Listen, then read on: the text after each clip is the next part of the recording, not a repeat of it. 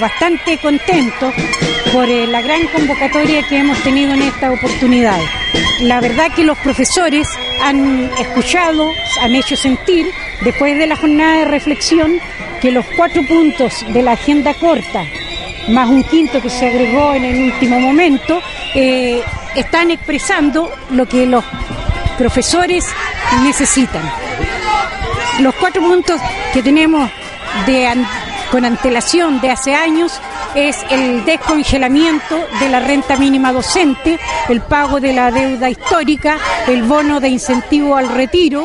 Tenemos también el punto relacionado con el agobio que están sufriendo los profesores. Necesitamos que la educación sea mejorada y el trato laboral también. ¿Consideran que en esta pasada están siendo escuchados por el gobierno de turno?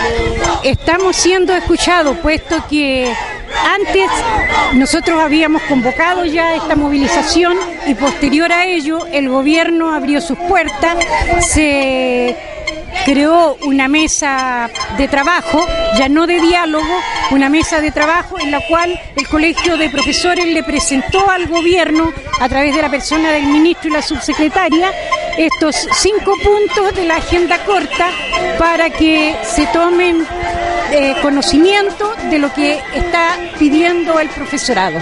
Situación que fue muy bien acogida. La verdad que nosotros no necesitamos solamente acogida, sino que necesitamos que se resuelvan. En el caso de los colegios municipalizados, ¿no tuvieron problemas para adherirse a la movilización?